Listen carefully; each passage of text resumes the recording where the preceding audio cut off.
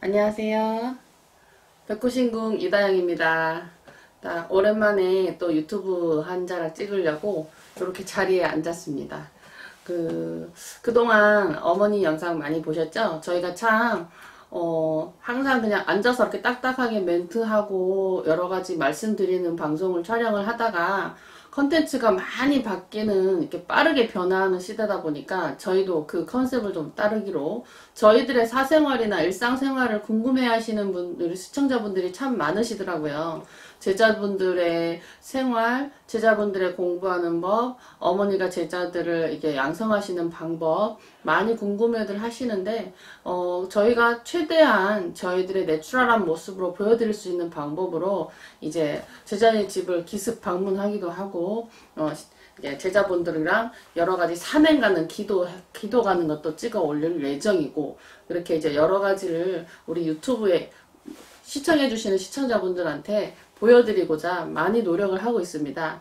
또 이제 그 와중에 또 이제 이 기본적인 우리 시청자들과의 소통을 놓칠 수가 없어서 오늘은 오랜만에 백구신궁 이다영이 이 자리에 잠시 앉았습니다.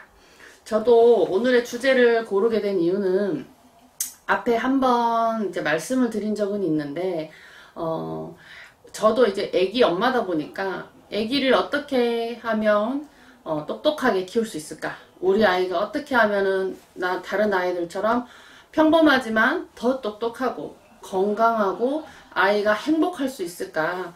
그런 생각을 한 번씩 해봐요. 정말. 근데 아주 아기 때 갓 태어나서 응애응애 할 때는 그냥 건강하게만 커라 이러는데, 이 아기가 아장아장 걷기 시작하고 엄마 하기를 시작하고 조금 있으면 이제 유치원에도 가고 어린이집도 가고 또 조금 있으면 학교도 갈 건데, 이렇게 아기가 점점점 커갈수록 이제 다른 친구들이랑도 어울리고 아이가 이제 사회생활이라는 거를 할 거고 학교 생활이라는 거를 할 텐데, 그 안에서 우리 아이가 조금 더 건강하게 행복하게 똑똑하게 할 수 있는 방법, 나도 궁금한데 일반 우리 시청자분들도 궁금해하지 않을까. 오늘은 그런 주제를 가지고 이야기를 해보려고 합니다. 저는 아무래도 이 무당이기 때문에 이 조상, 신을 빼놓을 수가 없습니다.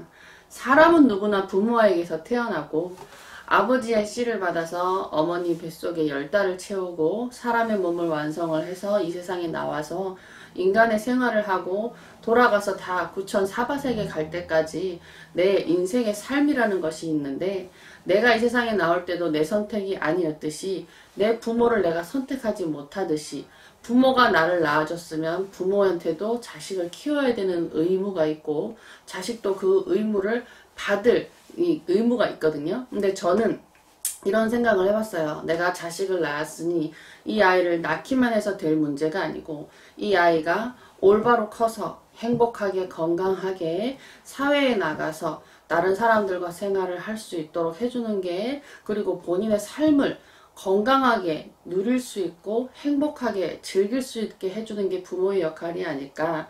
그렇다면 금전적으로, 첫 번째 금전적으로 풍족하게 해줄 수 있는 방법도 있고, 또 두 번째 건강하게끔 아이가 뭐 영양제나 예를 들어 아이가 보충할 수 있는 음식이나 모든 걸로 건강을 아이를 보충할 수도 있다면, 다 보이지 않는 신의 세계나 조상의 영역에서 이 아이에게 내가 이런 직업을 가지고 있는 엄마로서 해줄 수 있는 것이 무엇이 있을까?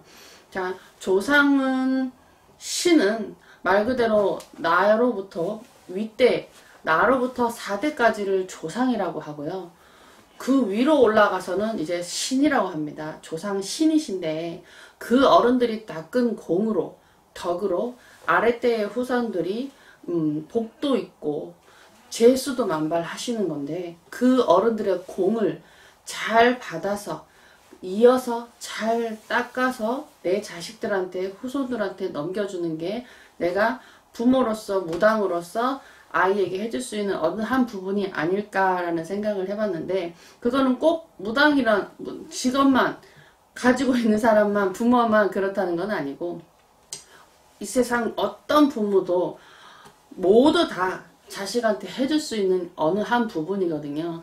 꽃대에서 자식을, 그러니까 말 그대로 삼신 할머니가 자식을 점지해서 이 세상에 나와서 자식이 나왔을 때, 엄마가 내 새끼를 이 세상에 주신 우리 집안에, 그리고 우리 남편 집안에 삼신 할머니한테 너무 감사합니다. 이 아이를 건강하게 키워주시고, 이 아이를 부족하지 않게 돌봐주시고, 보살펴주시고, 이 아이의 명과 복을 주십시오 하고 아이의 이름을 팔아줍니다. 우리가 하는 말로 아이의 이름을 판다라는 거는 이 아이를 두고 사주를 이제 나쁜 거는 걷어내고 좋은 거는 복돋아주는 치성을 하고 아이를 위해서 공을 들이는 건데, 아이의 이름을 팔아서 덕을 올려주고 애군 걷어내시고, 그리고 또 이 아이가 건강하게 클 수 있도록 나쁜 기운은 걷어내 주시되 명은 돋아주시는 게 제가 이제 부모로서, 무당으로서 아이한테 해줄 수 있는 한 가지 방법이라 그 생각을 해봤어요. 그래서 근데 어느 부모든 내 자식이 잘 되는 게 나쁘지는 않을 거 아니에요. 정말로 내 자식이 잘 되는 방법이 무엇이 있을까라고 다들 고민하실 텐데, 또 이제 부모로서 자식한테 해줄 수 있는 어떤 거를 이제 꼭 뭐 치성을 드리십시오를 떠나서 금전적으로나 건강으로나 해줄 수 있는 부분이 있다면, 이런 영적이나 신의 세계에서도 자식한테 해줄 수 있는 부분이 있다라는 거를 말씀을 드리고 싶었어요. 그래서 우때 조상한테 정말로 정성을 빌어서, 덕을 빌어서 자식한테 그 덕을 이어서 내려주시는 부모가 되시길 바라고, 왜 그런 일을 하시느냐, 자식들이 어려서 아장아장 크고 막 뛰고 엄마 할 때는 그냥 건강하게만 하면 좋고요. 이제 조금 더 커서 공부를 하기 시작하고 다른 친구들하고 시험을 보고 내가 원하는 곳에 합격을 해야 되는 그 나이, 성장 나이가 됐을 때는 시험을 쳤을 때 성적이 좋아야 되고 시험을 쳤을 때 합격을 해야 되는데, 우리 자손들 중에 꼭 평소에는 공부를 하면은 시험을 뭐 잘하고 뭐 머리도 똑똑해, 우등생이야, 그리고 참 자세도 발라, 그래서 누가 봐도 아, 저 녀석은 서울대 들어가도 아깝지 않다 하는 실력을 가지고 있고 공부도 잘하는데, 시험장에만 들어가면 꼭 시험을 못 치고 한두 개로 떨어지는 친구들이 있어요. 꼭 있어요. 공무원을 시험을 쳐도, 예를 들어서 내가 뭐 대학교에서 큰 점수를 받고 좋은 성적으로 졸업을 했어. 그러면 나 꿈이 공무원이라 공무원 시험을 치고 뭐 선생식물 임용고시 시험을 치는데, 다 하고 꼭 한두 개를 실수로 해서 떨어뜨리고, 꼭 한두 개를 1번을 찍었는 줄 알았는데 나중 보니 실수로 2번이어서 그 두 개, 한두 개 때문에 떨어지고 하는 운이 없는 아이들이 있다 이 말이죠.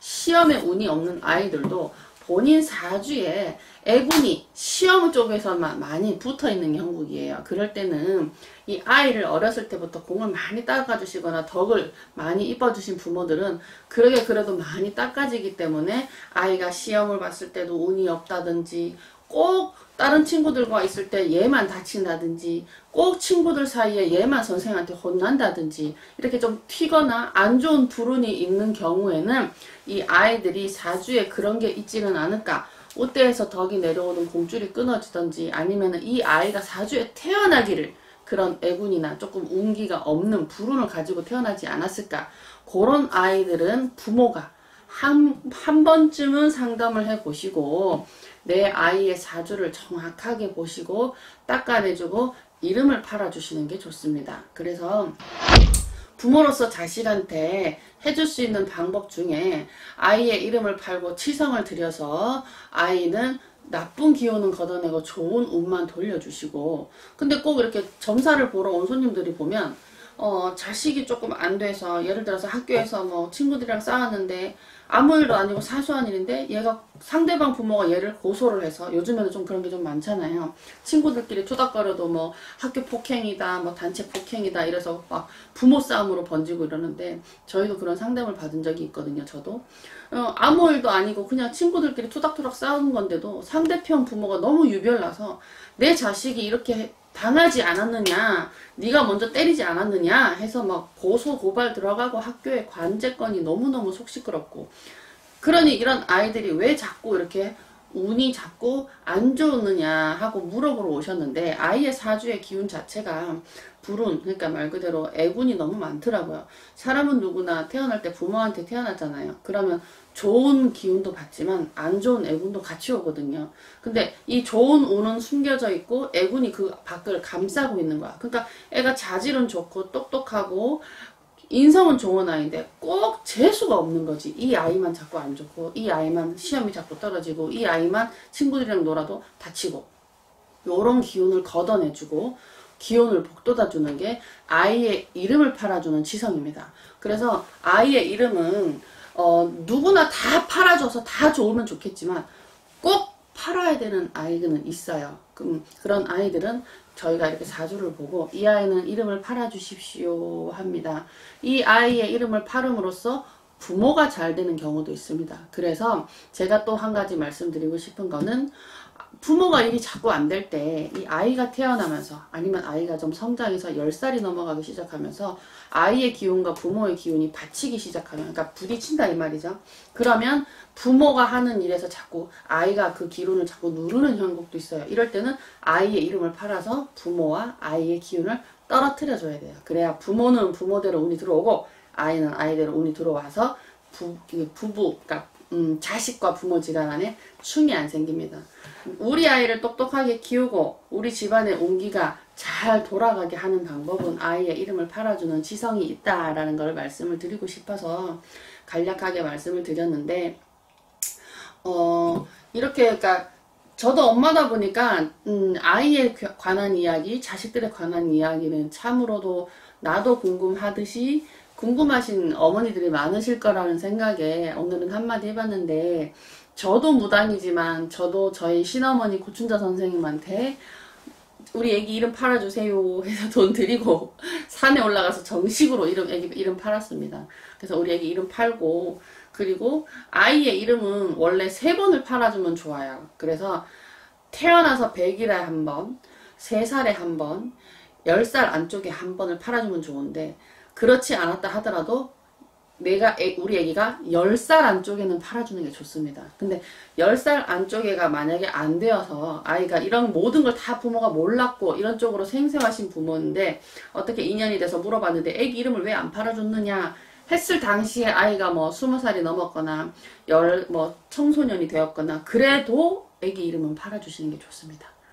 아이는 그때는 이제 이름을 파는 기운도 있지만 이제 치성을 해서 애를 단독으로 빌어주는 형식이긴 한데, 아이는 이름을 팔아주고 기운을 돋아서 재수운을 돋아다 주시면 내 자식은 좋은 일만 이왕이면 많이 있을 겁니다. 그러니까 뭐든지 이걸 한다고 해서 다 좋지는 않아요.